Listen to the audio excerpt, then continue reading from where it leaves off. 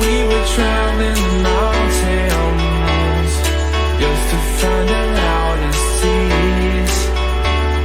We said down by the fire, knowing we could aim higher, but we didn't know that yet.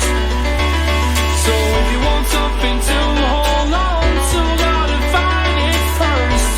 But here I am, 'cause I've been laying under palm trees, waiting for the summer, knowing there's nowhere to go. 'Cause I am happy on this island, wanna be my farmland. I don't ever want to leave, I'm in a tropic club.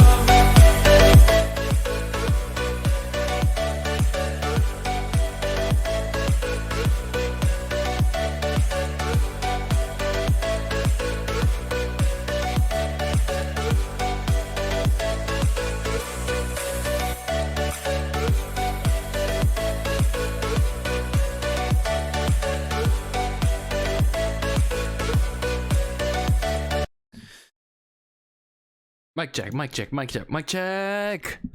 What's good, everyone? DylanLasagna here. We're gonna get straight into this because we got a lot of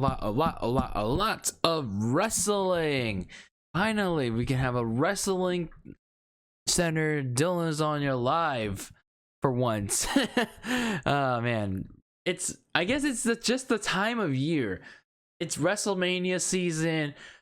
I'm like, All Elite Wrestling has finally picked my interest again, after like a good month or two of like, what the fuck is like, what's happening here? There's like no characters, no storytelling here outside of two storylines, but AEW seems to be finally finding I can't get the words right.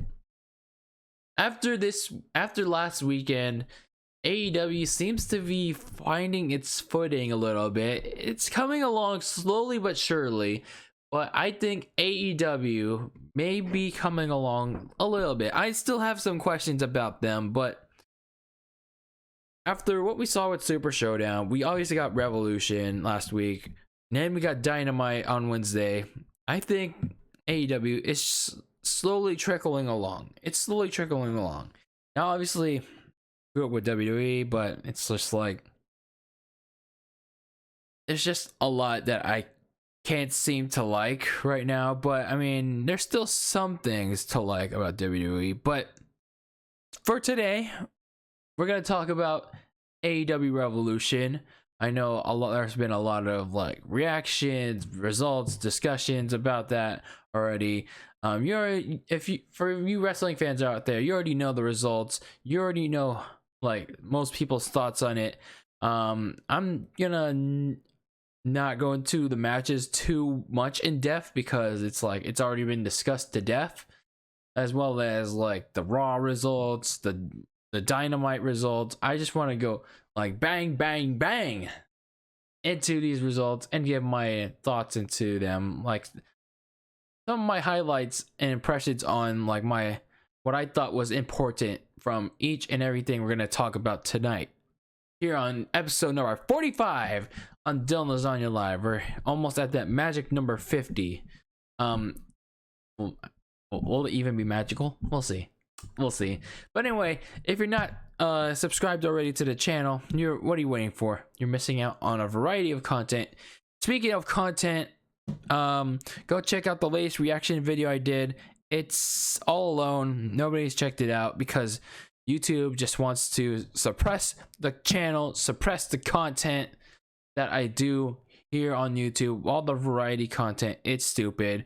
They just want me to do Disney related things like censoring or doing like like those little Ryan's toy reviews, or reacting to like the little kid videos, all that stuff. I'm not gonna do that unless if it's a YTP of a kid show. Then sure, it'll get some shits and giggles, but none of the Tonight Show stuff, none of the freaking anything that's freaking for kids, okay?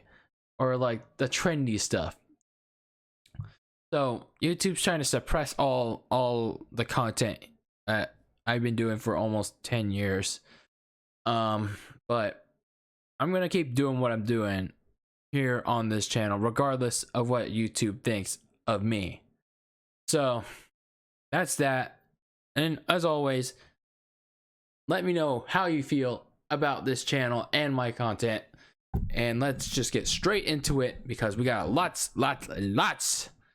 to talk about tonight on this episode of Dylan Lasagna Live. But first, as always, as in the tradition of DL Live, we gotta talk about this week's random tidbit. I haven't had a random tidbit in, like, I don't think I had a random tidbit last week or 2 weeks ago, because there was really too much to talk about, and I blame that on the lack of gaming news and my disinterest in wrestling during that time. But during NXT, Rhea Ripley, hold on, I'm pulling it up right now. Rhea Ripley, they put a video package for her cutting a promo for WrestleMania, to promote her match with Charlotte, who, by the way, was not on TV at all this week. She's obviously not going to appear on SmackDown because she's a Raw wrestler and she's obviously feuding with Rhea Ripley, so she didn't appear on WWE this week. Good. We don't need, as if we didn't have enough Charlotte Flair on TV. But anyway, they did this promo for Rhea Ripley. We're gonna play a little bit of it right now. Not that. Ah, damn it. We're gonna play a little bit of that right now. Let's see here. There we go. Okay. Play this. So they show the promo, and the first thing you see, it's like, it's a good promo if you want to go check out the rest of it. But I cannot, like, I can't excuse, I'm sorry, hold on. I can't excuse the fact that there's so much XFL freaking regalia still in the stadium. It's like, it's freaking product placement right there. And at this point, hold on, let me see how much forward can I go here. Where do they show the Tampa Bay Bucks, like, regalia? To have the privilege of being in that match. There. Of course, they got to show the Jameis Winston Experience logo on there. Yeah, in case you live under a rock, the WrestleMania 36 is in the stadium of the Jameis Winston Experience. So, along with your French fries and your chicken nuggets, you're gonna get a hefty turnover festival of Jameis Winston with your side of fries. Jameis Winston. But in general, the promo itself was fine. I like the video package. It showed how important the match is for Rhea Ripley, and hopefully she wins in a month. So that's your random tidbit. All the product placement, all the product placement of that was in that promo. I mean, obviously Vince owns the XFL, so it's just like, hey, free publicity. But anyway, we need to talk about Revolution, and by God, that was a pay-per-view. That was something else, man.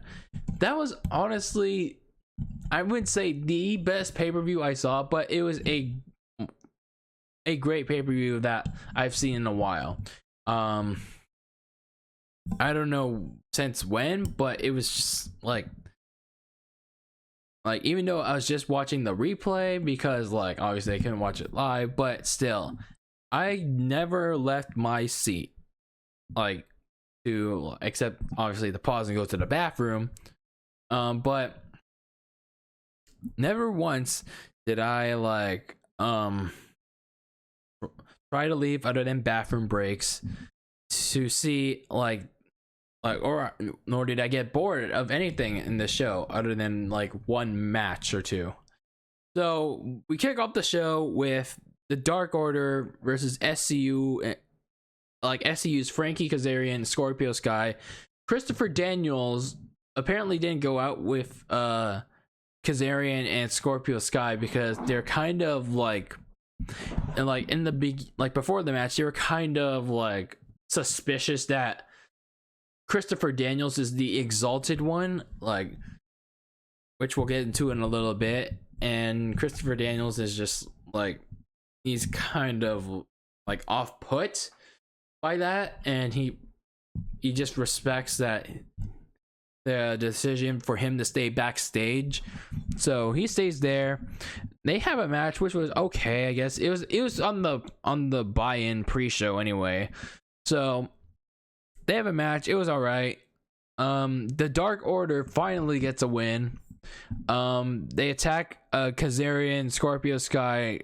The Exalted One seems to come out, but it's actually Christopher Daniels. He rushes to the ring to help his teammates, but then he gets triple teamed, and then out of nowhere, hella random, but I guess it's cool, Colt Cabana, who was also apparently making frequent appearances on NWA Power before this. He comes out. He is a Chicago native, by the way. He comes out to save SCU from the Dark Order, and the Dark Order promises to make them pay.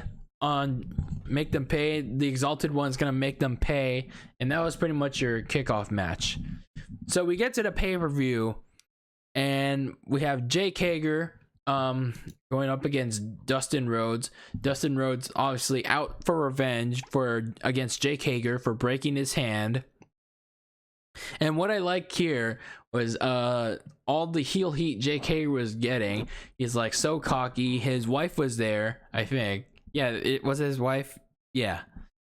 And he's just like going to Kiss City on her. He's like so confident he's gonna beat Dustin Rhodes. So they're beating on each other. It's like Dustin Rhodes is going after Jake Hager's arm, obviously for revenge for what happened. And then this was one of the funniest things too. Dustin Rhodes is like he was about to get slapped by Hager's wife, but then he's like, he kissed her instead, and then he got all the face paint, or like a lot of face paint got on Hager's wife, and then she spent like a good portion of the match trying to get it off. She's like, I need to get this face paint off. I need to look at myself. It's like, do I look good? Do I look good still?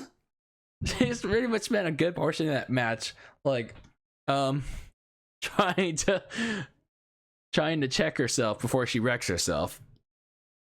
So Jake Hager takes control, but Dustin Rhodes, it's like trying to get a submission on with the cross arm breaker, but it's like Hager counters in an ankle lock, and then what? I'm sorry, I'm getting like sidetracked here. I was thinking about another match, but I don't know why. But anyway, oh yeah, Rhodes countered. He almost sent Jake Hager into Aubrey Edwards, the referee, and then it's like behind the referee's back, he gave Dustin Rhodes a low blow and gave him like this arm triangle submission hold, and then it's like Aubrey Edwards had to stop the match. So it was a good match. I thought it fit with the story they were trying to tell, but I mean, it did what it did. It's just like, it's an opening match. So next up, we had Darby Allin versus Sammy Guevara.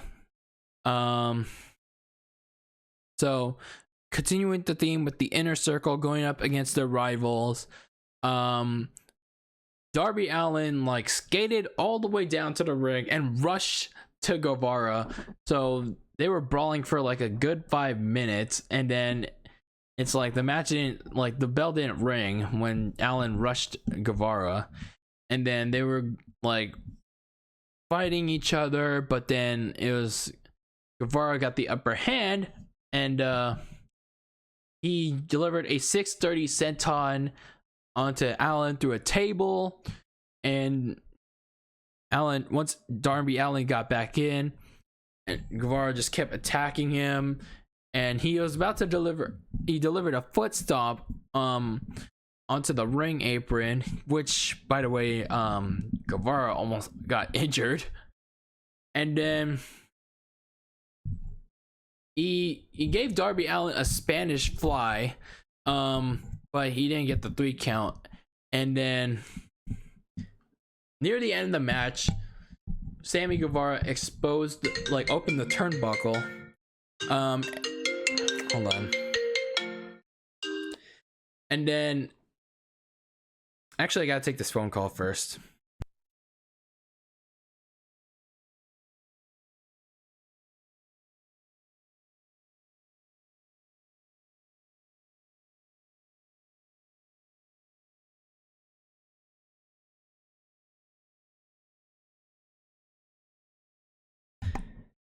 Okay, so anyway, Darby Allin exposed the top turnbuckle, but it backfired on him because Guevara exposed the top turnbuckle, and Darby Allin like flipped him into it, and then once Darby Allin knocked him out, he went up to the top rope, gave him the coffin drop, and that was that. And then somehow, I guess Jake Hager came out like from his match like previously to stop Darby Allin from like giving Guevara like a throat silencing. But yeah, that was pretty much the match, and it was all right. It was cool for what it was. It's like Guevara, like, he could be a good champion one day. He's got the charisma. He's got a crazy offense, but at the same time, I think his high risk offense could lead to some injury risk. That's what I'm concerned about him. I think Darby Allin has something special in him too. I just think that fans are buying into him as a future face of the company. So this was a good match for what it was. All right, next up we had the World Tag Team Champions Kenny Omega and Adam Page going up against the Young Bucks. So the story here was Hangman Adam Page, throughout the months since All Out, he was just trying to find himself, and he teamed up with Kenny Omega. He won the tag team championships with them. However, at the same time, he was growing distant from the Elite, specifically the Young Bucks, and I think it was Matt Jackson. So like they have the previous like 2 Dynamite editions, the Young Bucks won a battle royale to face Omega and Page, and then that's what led to last week's Revolution tag team match. So they face off. I guess the Young Bucks were the heels in this match. So they face off. They have a lot of like spots in there. I'm not gonna try to go too much into it because there was just a lot of near falls that people were praising, like, oh wow, wow, wow. So I mean, the near falls were pretty cool, but I thought it was too much, in all honesty. So near the end, you had Matt Jackson delivering a trio of suplexes on Adam Page on the entrance ramp, like on the LED entrance ramp, by the way. Then you had the Bucks giving an Indie Taker pile driver, and then somehow, some way, it's like Adam Page got up later. It's like he was going ham on the Young Bucks, and then the tag team of Page and Omega hit the buckshot V-trigger combo, but it was only for 2. So it's like it was just like it was like Page all by himself eventually, and then he was pretty much able to do everything by himself. He gave a buckshot lariat to the Young Bucks, and then they win the match. Pretty good match. Pretty good match.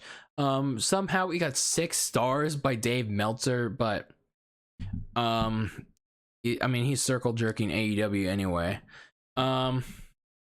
So I just thought that this was a really good match. Like it kind of exemplifies like the tag team wrestling that we should be seeing in WWE, but we're not. I just think that we need to see more of it, like in AEW, like from other teams that are not the Young Bucks or like Hangman and Page. I mean, Hangman and Omega. And then after the match, I thought this was cool. I thought Hangman Adam Page was gonna turn heel on Kenny Omega, but he was just like, let me help you there, pal. Let me help you exit the ring. So I thought that was a interesting like tease right there, because eventually when Adam Page turns on Kenny Omega, things are gonna get out of control. Things are gonna explode. It's like the Mega Power is exploding, except Hangman Adam Page is finally gonna get his breakout moment. He's finally gonna break out, because I think losing it All Out to Chris Jericho was the best thing for him. It allowed him to like find his place, find his identity in like AEW. It's like he's like this cocky, like arrogant, he's like this drinker. He even has the funny lower thirds. More on that later, especially with the lower thirds he got on the latest edition of Dynamite. And it's like I'm liking like this version of Adam Page. So I'm interested to see when he eventually turns on Kenny Omega. So the next match we got was the women's championship match between Nyla Rose and Chris Statlander. Honestly, Statlander is one of the only women that wrestlers that I'm interested in AEW, aside from Britt Baker, and I think that those are the only 2 right now. So this match didn't really do that great.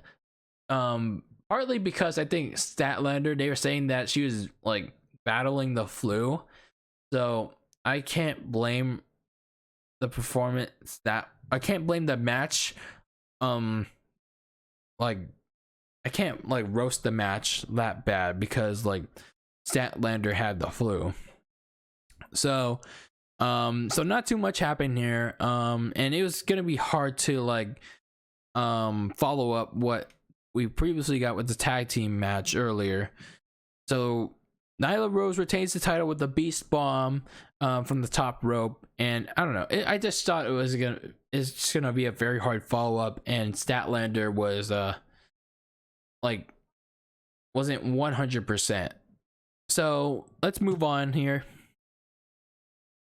We got these December, January, February.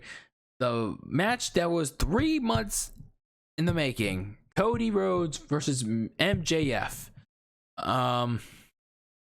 Man, this, I don't know. I'm not sure like how to feel about this match. This was kind of 50-50 too. But I think it was all in the story as well.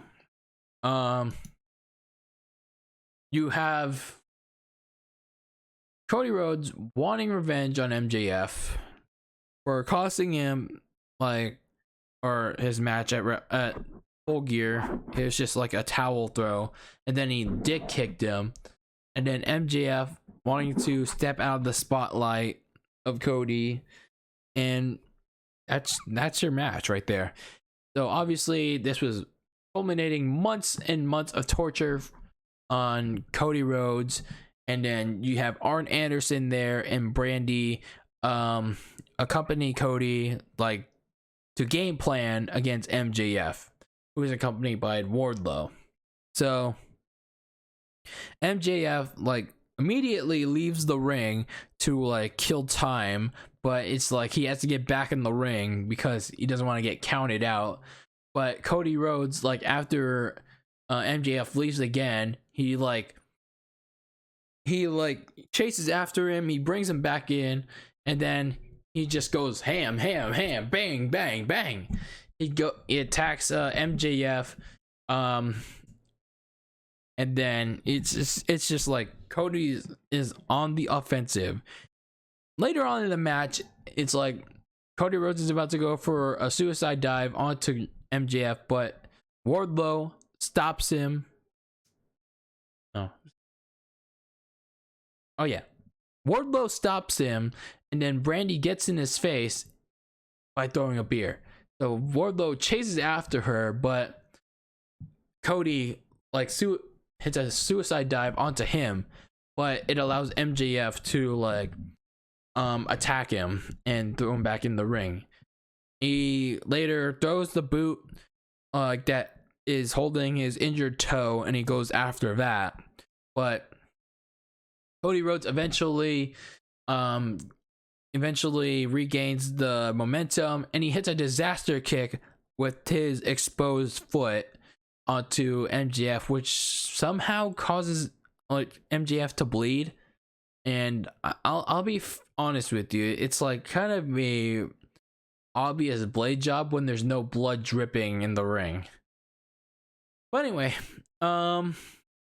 it's you have a lot of back and forth throughout the match, and then behind the referee's back, MJF gives a low blow, but he can't score the pin on a roll up, and then he's about to whip Cody with the weight belt. I mean, that's pretty much a new tradition, whipping Cody Rhodes with his own weight belt.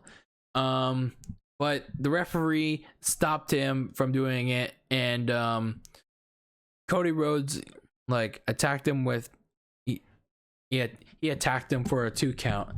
So Cody Rhodes grabs his weight belt, and he's about to whip MJF. The referee doesn't want him to do it, but he's like, bitch, I'm gonna fire your ass if you don't let me do this. And the ref's just like, fine, don't be a buster, just don't be a buster. And then he whips MJF, and then he throws it into the crowd, his weight belt into the crowd. And then MJF goes to the corner crying like a pussy, but it's actually a setup because as soon as he gets that whip from the belt, Wardlow hands him the bag that contains the Dynamite ring, and MJF goes to the corner and starts crying like a pussy. So MJF is lying face down onto Cody's feet, crying. He wants forgiveness. Cody's just really, man, after all you've done, why? And then he starts hugging him, but then he spits in his face, and then Cody Rhodes hits the crossroads in anger. He hits it again, but then he goes for a third one. He gets hit in the face with the Dynamite ring, and that's all she ropes. MJF somehow, some way, well, he cheated pretty much. He defeats Cody. This was not bad. This is not bad. Was it overbooked? Kinda. But this just told the story in such a good way. I don't know if this is gonna be the definitive end of MJF and Cody, because obviously there's kind of some things to explore, like how MJF cheated to beat Cody, and like how maybe Cody wants to score some unfinished business with them, but we'll see. I think the storytelling was something that shouldn't be underscored here. Next was oh man, you can be one to judge. Some of you may call it your match of the night, others, I don't know, we'll see. You had the Bastard Pack versus Freshly Squeezed Orange Cassidy. I think this match personally was the one that finally woke up the crowd. Cody versus MJF like crept people's interest back in, but it's like the tag team match between the Young Bucks and Omega and Page. I just thought it kind of like tired them out a bit, but I think having Orange Cassidy, even though he's a wrestler that I'm not personally like, I've never personally understood the hype around, I will admit it's just like it got the crowd back into it, and I was just laughing my ass off throughout the whole match.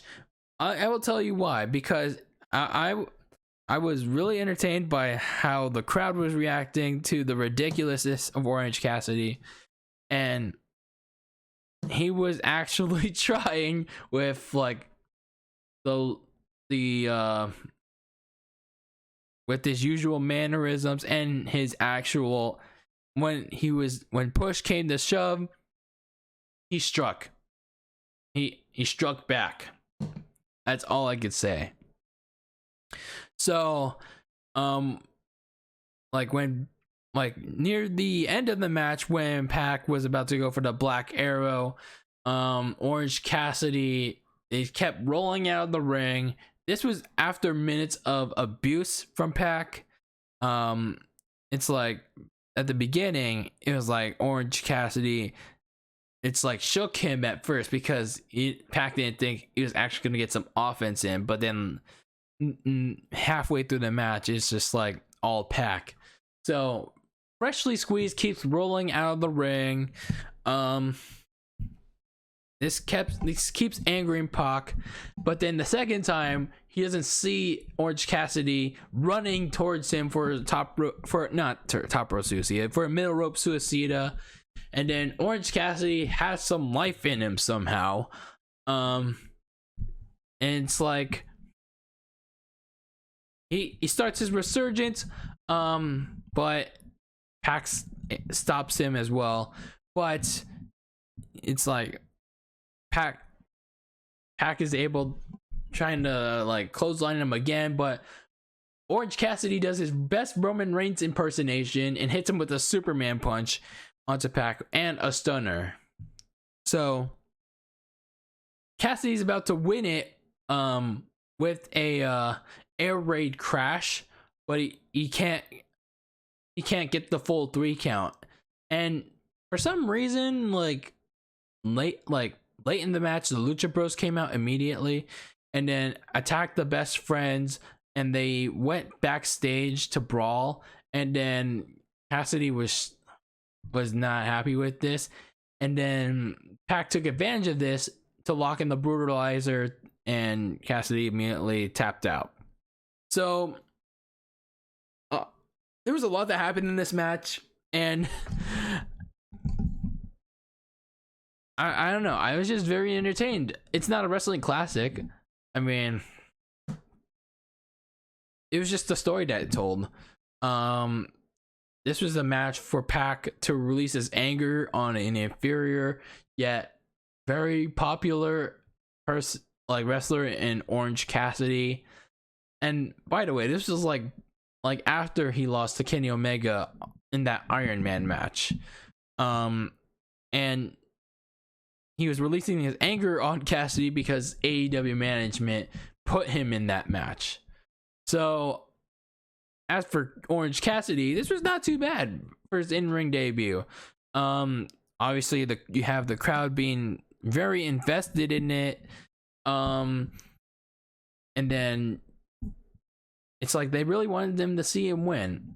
When they eventually do see Freshly Squeezed get a win, honestly, the whole crowd, wherever they are, and the whole internet's gonna explode. And I'll speak on this later. I think this is gonna lead to a 6-man tag team match because the Lucha Bros interfered and they seem to be siding with Pac. More on that later, by the way. I can see this leading to a 6-man tag team match between all 6 men. I don't know if it'll stretch out to Double or Nothing though. But I think this was a good match to bring the crowd back in because of how popular Orange Cassidy is. Not the wrestler that I'm really hyped into, but hey, everyone seems to like him so much. Then our main event brings us to Chris Jericho versus Jon Moxley. Both Moxley and Jericho came out with special entrances. Yeah, Moxley coming from outside the arena and Jericho having an actual choir sing his theme song. Yeah. And then let's see, you got Jericho and Moxley fighting in the crowd. It's like they traded like the advantage with Moxley gaining the upper hand. He bit Jericho's stitched up forehead, and then Jericho powerbombed Moxley through the ring, through the timekeeper's table. And then he also targeted Moxley's injured eye that he busted it open. Oh, what's up, Aiden? What do you got for me? What question do you got for me? So they went back and forth as I'm waiting for Aiden's question. The Inner Circle, Santana and Ortiz, as well as Jake Hager, often kept interfering to stop Moxley from winning the world title. Then, as the match went on, it's like that the interference eventually caught up to the Inner Circle because Aubrey Edwards saw Hager punch Jon Moxley, and it led to the Inner Circle being ejected. But as Aubrey Edwards was sending them to the back, Sammy Guevara hit Jon Moxley with the title belt, and Jericho tried to pin Moxley, but he kicked out. So Jericho tried to go for the Judas effect, but Moxley reversed it and hit the paradigm shift. And then this is where the twist came in. He took the eye patch off, and it revealed that he was able to see, so he was faking it. So he hit another paradigm shift for the win, and he's the world champion for AEW. So Aiden asks, if I start the W Network free trial on Sunday, which is March 1st, I would get the chamber, and I would assume so. If you start your network free trial on Sunday, assuming that you haven't used your free trial yet, if you start it on Sunday, March 8th, you would get the chamber. I would assume you get Mania 2, because it would be on April 5th. I would assume it would. I would assume that your free trial would end on April 8th. If you started your network free trial this Sunday, Aiden. But good question, though. Great question. You're paying $9.99? Well, that sucks. So Um. So yeah, you just have to pay $9.99 on Sunday and then pay it again if you want to. Like the following month on April 8th. So like a couple days after WrestleMania. So if you don't want to pay like another $9.99, you can always cancel after like what 6th, 7th, 8th. So the day after WrestleMania if you don't want it.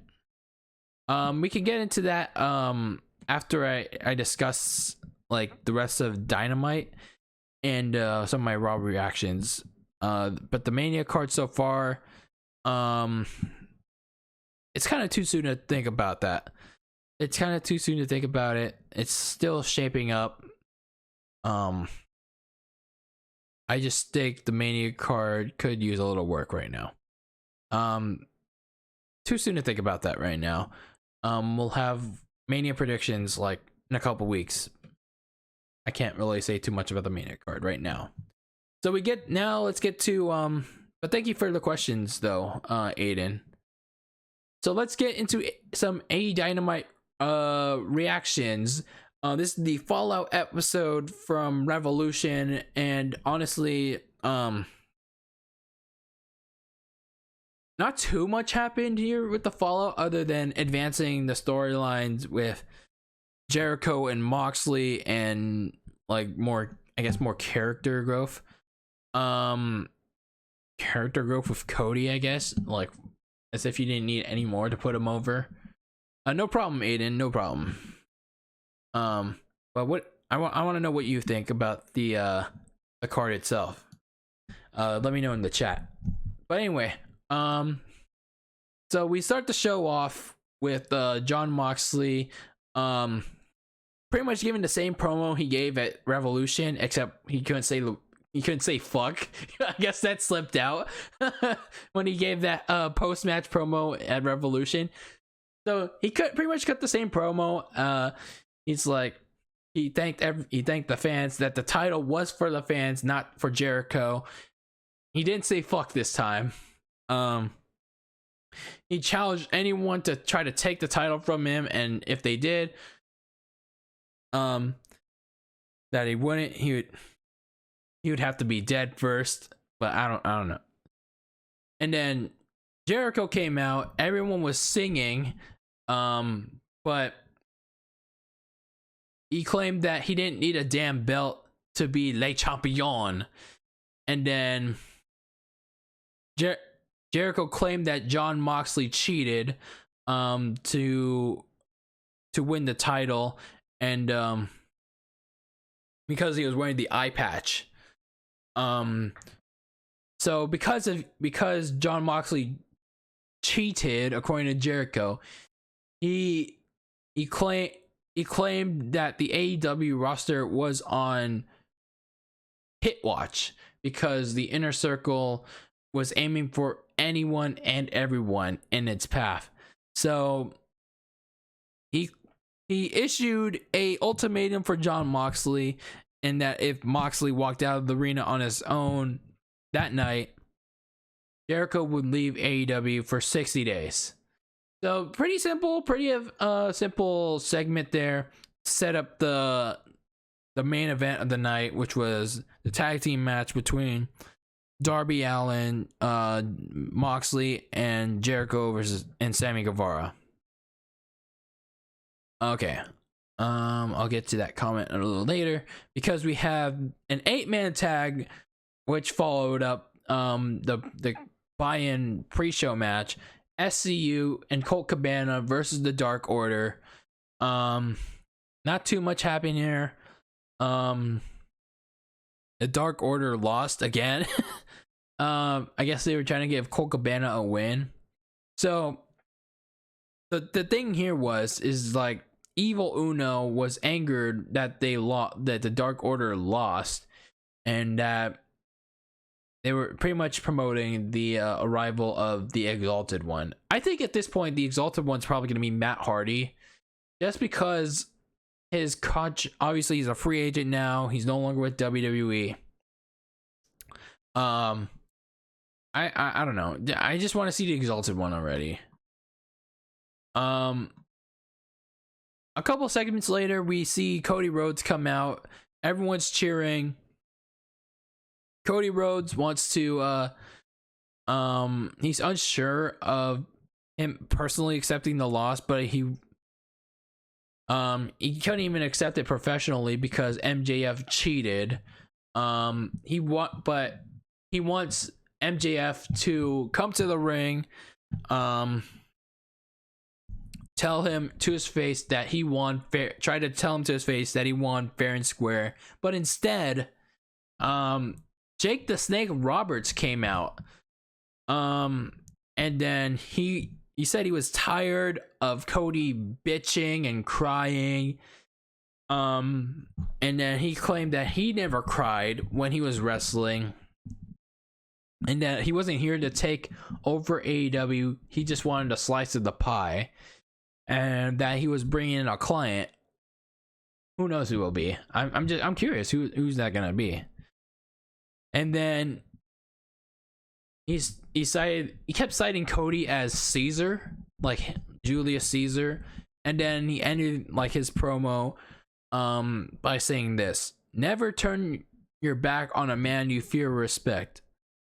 And then with that was the end of it. And I thought this was very intriguing. I wonder who Jake Roberts's like protege, or like how do you approach this? Protege, or like person that he's, or client. Who's his client gonna be going into how many ever weeks he's gonna reveal it? Because I don't know, Cody Rhodes still has some unfinished business, perhaps maybe with MJF, but then he also has to deal with this client that Jake the Snake Roberts has going like against him now. So I'm intrigued. This was also a very good promo from Jake Roberts. Let's see what Aiden is saying.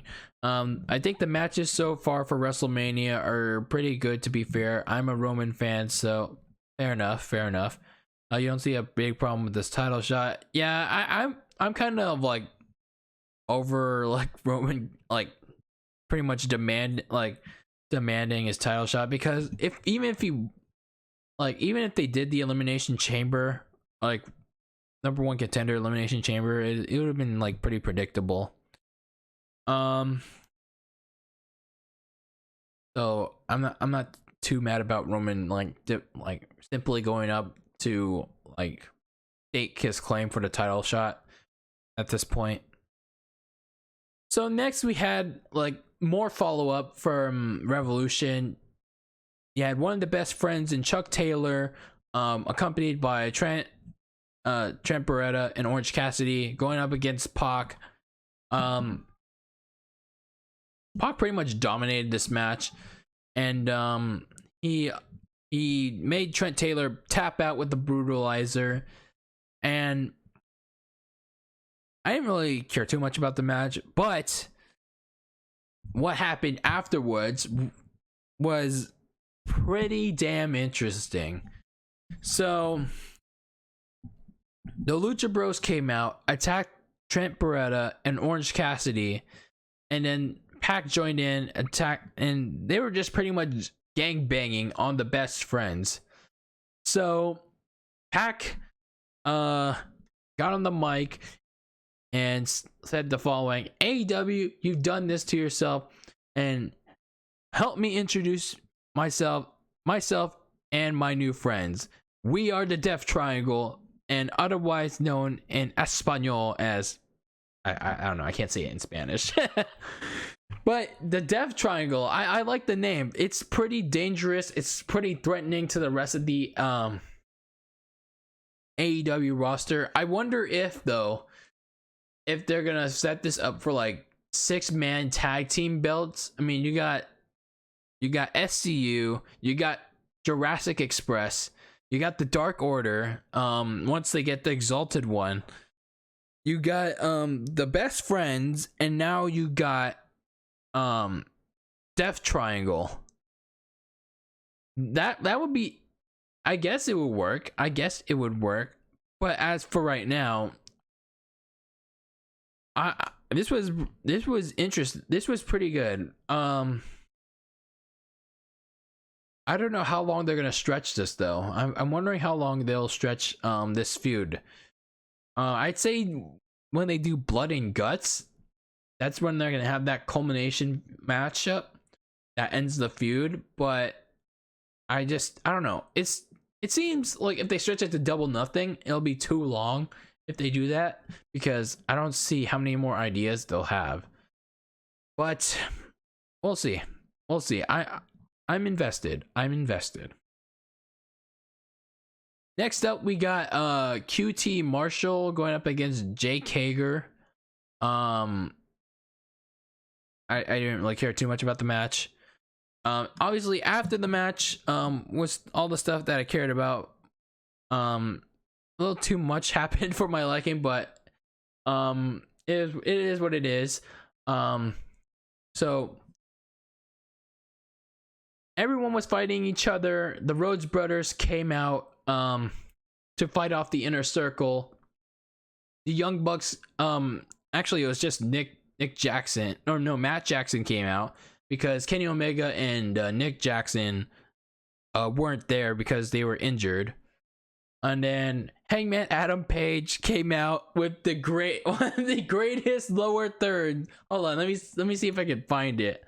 Adam Page, hold on, let me see. Adam Page, lower thirds.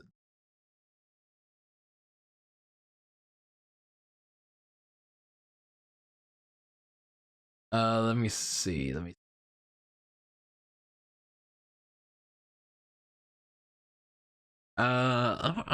see if I can find it.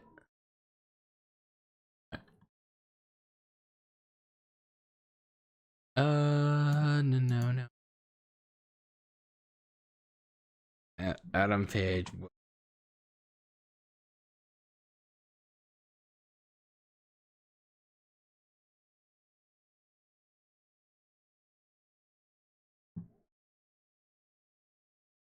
Hold on, I gotta find it on here.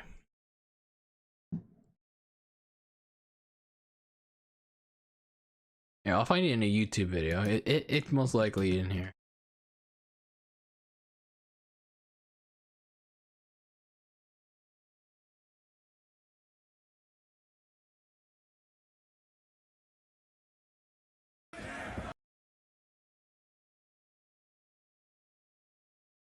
Oh, here. So pretty much Adam Page comes out, he's drinking again. He's not here. That's what happened. And then he comes out with one of the greatest lower thirds I've ever seen in my life. Hold on, let me pull it up here. Whooped both their asses. If you don't know who they are, it's pretty much the Young Bucks. He pretty much whooped both their asses. It's like, what they're doing with Adam Page is like pretty damn funny, man. He's like a drinker now, and he's a tag team champion, but he's hella cocky and arrogant. It's just like, he's just like too good to ignore now. So Adam Page comes out, he puts the beer on the turnbuckle, then he starts going around and attacking the Inner Circle. Jake Hager like throws him out of the ring, but he's about to fall off the ring apron, but he gives Hager the buckshot lariat, and that was the segment.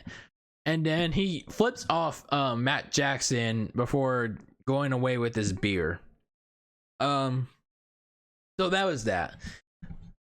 I like the dissension that Page continues to show with the Elite, but obviously I just think that there were a lot of like angles like crammed into one here. But Adam Page continuing to shine here. Then we got your main event. Man, a lot of wrestling in my throat's starting to like dry up. You got Jon Moxley, Darby Allin going up against the Inner Circle's Chris Jericho and Sammy Guevara. Jon Moxley never even made it to the match because he was attacked by the rest of the Inner Circle, Jake Hager, Santana, and Ortiz. So, Darby Allin had to fight like Champion and the Spanish God himself. So he was about to deliver. He fights them, and he delivered a coffin drop onto the Inner Circle. But as he was about to do a suicide dive onto Jericho, Jericho hit him with the Judas effect of midair. I thought that was really cool. It's like, at some point in time, we were finally going to see that midair Judas effect, and the Inner Circle got the win. So Moxley came back out, and he was about to unleash heck onto the Inner Circle, but once again, the rest of the Inner Circle just caught up to him. The numbers game was too much, and to close out AEW Dynamite for this week, the Inner Circle gave Moxley a Shield triple powerbomb. Yeah, they gave him a Shield triple powerbomb. Honestly, at this point, I can't really call it a jab at WWE, but it's like, whatever the fuck they want to do, man. Whatever the fuck AEW wants to do, man. So, Jon Moxley is obviously like lying motionless as he was put through many tables. The Inner Circle, instead of doing the Shield fist bump, they're doing a bunch of middle fingers to Jon Moxley, like all in unison. So they're like this to close the show. And apparently, from what I saw in a thumbnail, Moxley was taken out on a stretcher. I'm like, bruh, okay. So that was Dynamite. It was not the follow-up show that I expected, but it advanced like the two main storylines, actually three, because you obviously got the Best Friends versus Death Triangle storyline now. So it advanced like three storylines on this show, and it's not bad. It made me want to like see Dynamite again in a like back to back. So this was a good wrap up for like Revolution and Dynamite for this week. Now I'm just intrigued what they got in store for next week and on the road to not only Blood and Guts but for Double or Nothing in May. So I can't wait for that build up. Now, boy,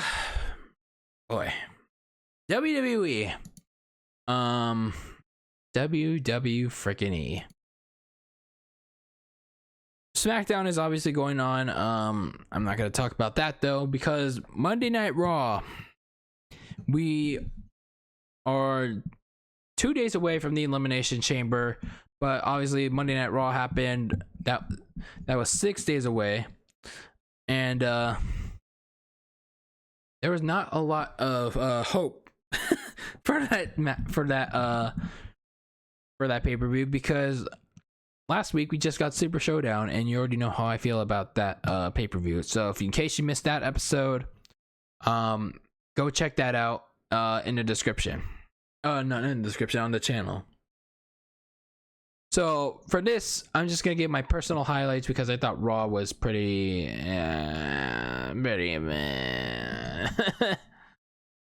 So you have Ricochet, who was in a WWE Championship match, even though he had no virtual chance to beat Brock Lesnar, and he pretty much like had no virtual chance against Brock Lesnar because he had his ass handed, because like he did, like how Kofi Kingston lost his WWE title, he rushed Brock Lesnar and got a couple of suplexes, got an F5, and Brock Lesnar won. So how do you follow up with that? How do you follow up a a squash loss to Brock Lesnar. You face the 24/7 champion, Riddick Moss. Who is he? I don't know, some random linebacker? I don't know. But he faces Riddick Moss for the 24/7 championship, and he loses.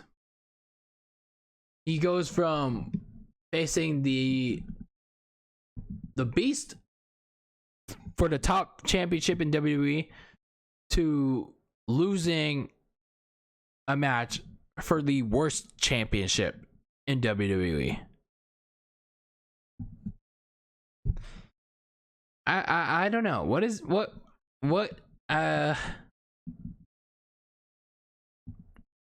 this tell me about Ricochet?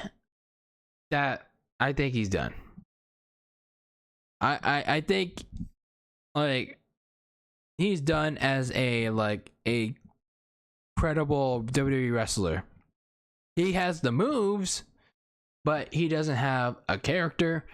He don't tell me his character is a superhero. That's not a character. That's just like the role you're given with when you were like the wrestler that you wanted to be.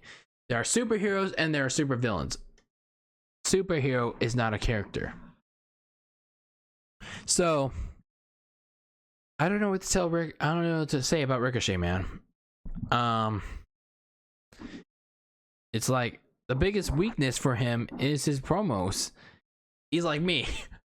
He's honestly like me. We both have stuttering problems. And it sucks, man. It sucks. It's just like he can't buy like selling his promos well. He can't buy like giving a promo well. And it's just like his wrestling moves can't be backed up by his lack of promo skills. And it's a shame, really. It's a shame. So obviously, I guess this will take him back to catering, and he's probably going to be in the Andre the Giant Memorial Battle Royal at WrestleMania. I honestly don't know how many more years like Ricochet has left in WWE. I don't like. Is his contract expiring this year or like next year or two? But whenever he gets out, it's like, or whenever his contract is up, I hope he doesn't re-sign, because it's like he has too much talent.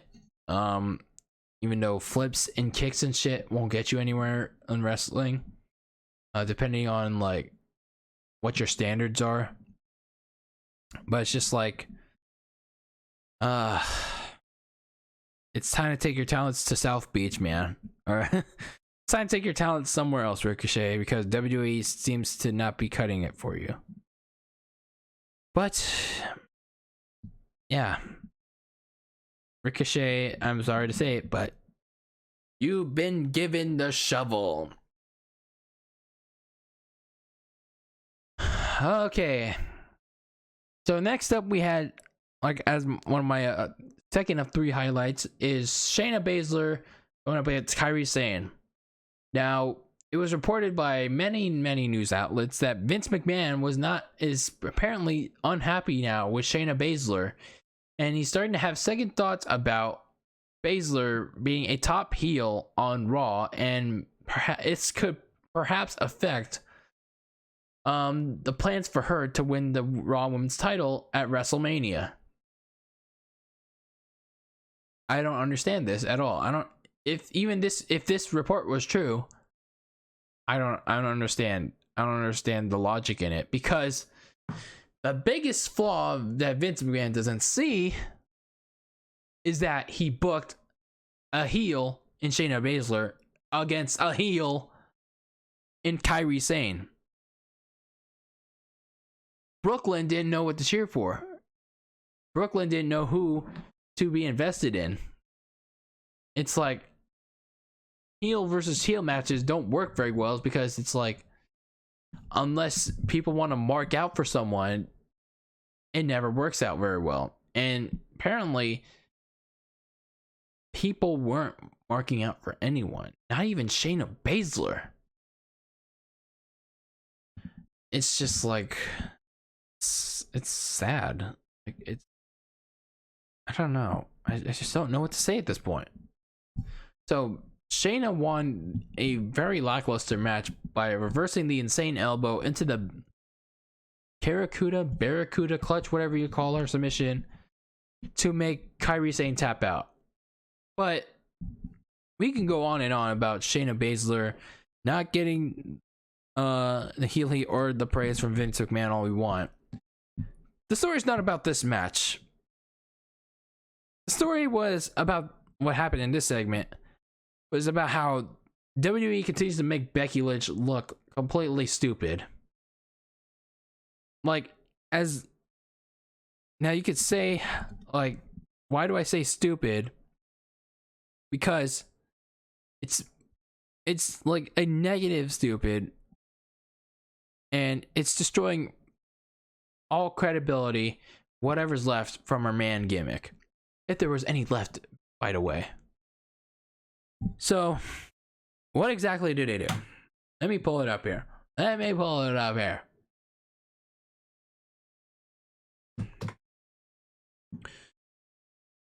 It's probably in the thumbnail, but I'll gladly show it to all of you because I'm so nice to you all.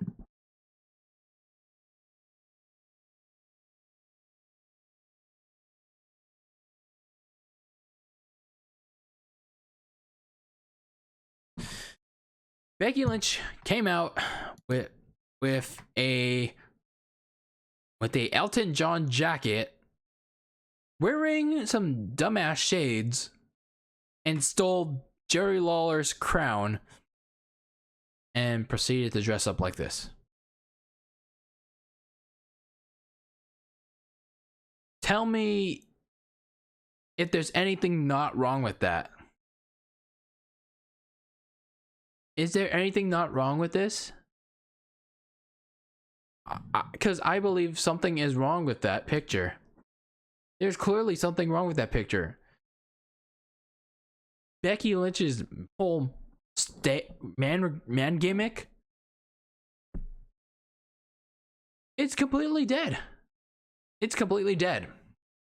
They're trying to make it like, oh, she's overconfident. She's trying to be cool. Like, even though Shayna Baszler bit her in the neck like a couple weeks ago before the Super Showdown pay-per-view, it's like, and this is how Becky Lynch comes out. Like, as if nothing happened. She's doing a Vince McMahon walk. She's coming out in Minecraft shades, like creeper shades, and now she's coming out here with a Conor McGregor like jacket, and now she's stealing Jerry Lawler's crown. And I don't know. I just have no explanation for this. I really don't. I guess this is WWE's way for us to really, really hate her so much. Like, cause I think WWE knows, they know that she's stale. Like, her character at this point is stale. It's repetitive. It's the man gimmick is not going anywhere, and they're trying to make her look cool when it's making it cringe.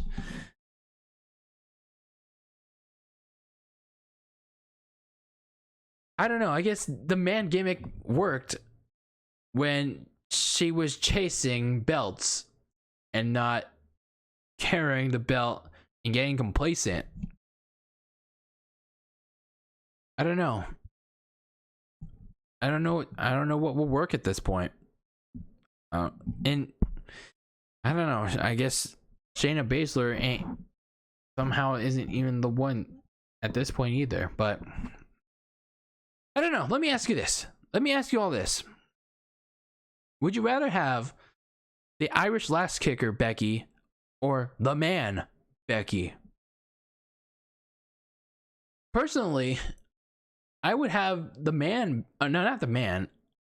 I would have the Irish Lass Kicker, because at least that has a lot of filling and a lot of donut powder and a lot of personality over this one-dimensional Steve Austin, John Cena try-hard rip-off man gimmick that Becky Lynch is portraying on TV right now. Now, I get that some of it may be her fault, but it's also on WWE Creative for not capitalizing on her victory fully from last year's WrestleMania. I don't know. It's just a shame, really. It's a shame for pain. Lobster head. Becky Lynch's man gimmick sale. I really hope after WrestleMania, it's rumored that she's gonna take a break. Most likely it's gonna lead to her marriage with Seth Rollins. I hope she takes a break because I really want her to take the time to reinvent this man gimmick if she's gonna continue forward with it, because it's getting too complacent. It's getting too complacent, and it's getting even more cringe as the weeks come by. And I'm just tired of it. I'm tired of it. Next, and before the Becky fanboys say, "Oh no, she's actually fine. She actually looks great in that attire." And move on, people. Move on. Now, let's talk about the main closing segment of the night. To wrap things up, Beth Phoenix came out on Raw to give a medical update on Edge, and she was quickly interrupted by Randy Orton, who finally gave an explanation on why he attacked Edge the night after the Royal Rumble.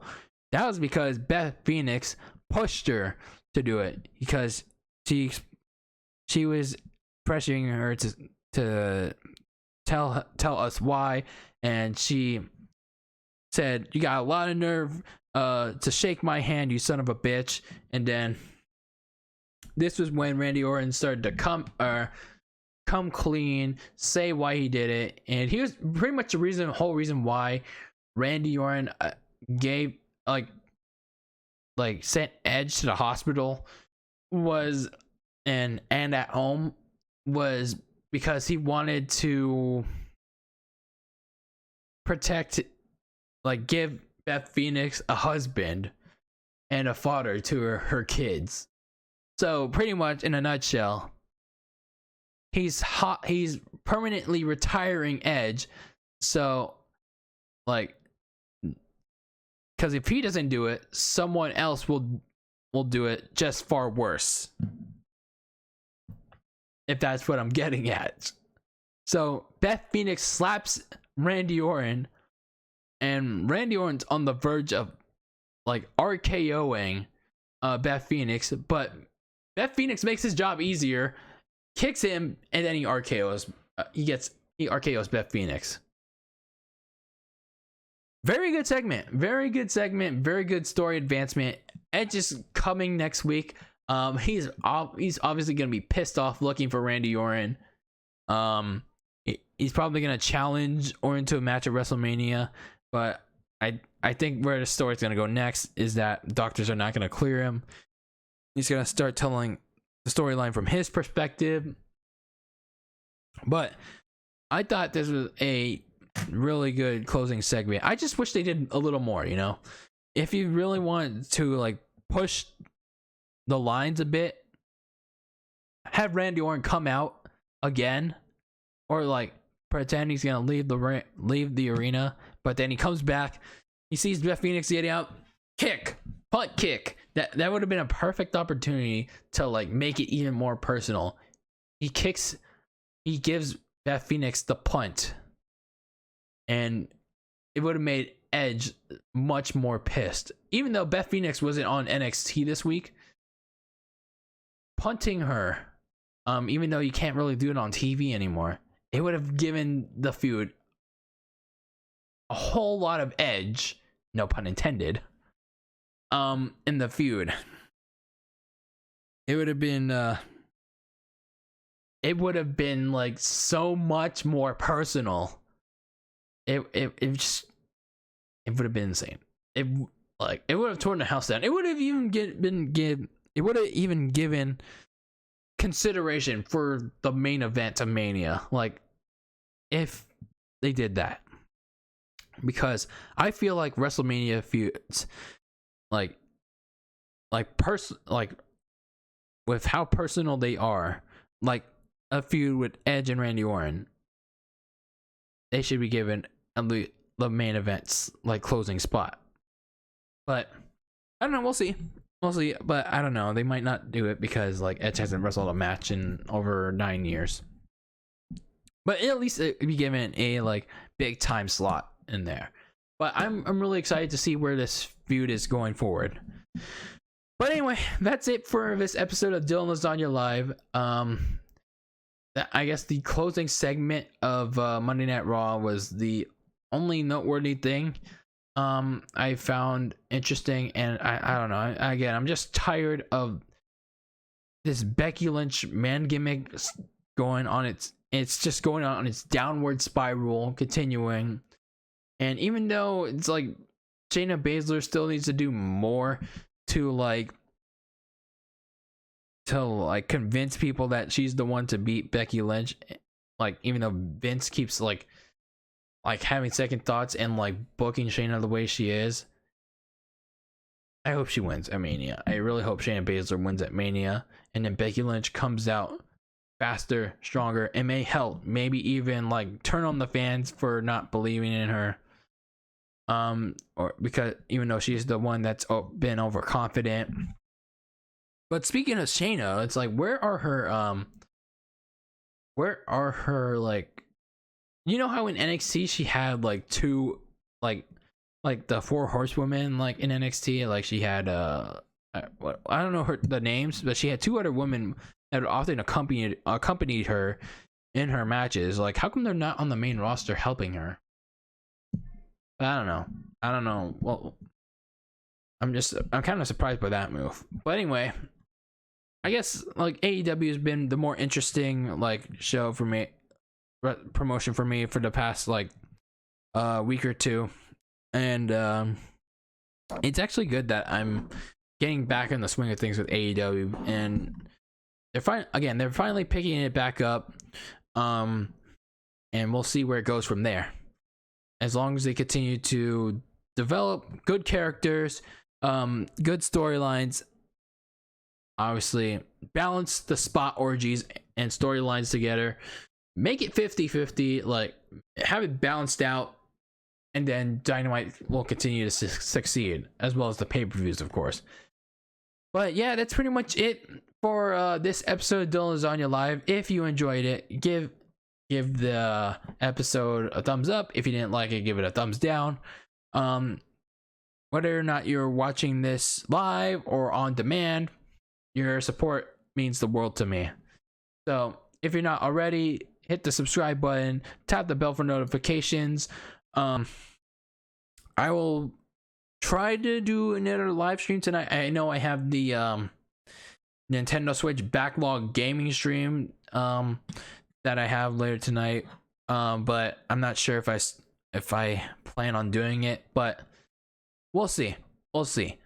But anyway, thanks for joining me for another episode of Dylan Lasagna Live tonight. Tune in next week for another one, and stay tuned throughout the week leading up to it for what exactly is going to be the topics for that episode. All right, everyone, let me just grab our usual closing song for it. All right, there it is. Let me grab our usual closing song, and as always be delicious. And if I stream again tonight, I will see you later tonight, and I'm out. Take care, everyone.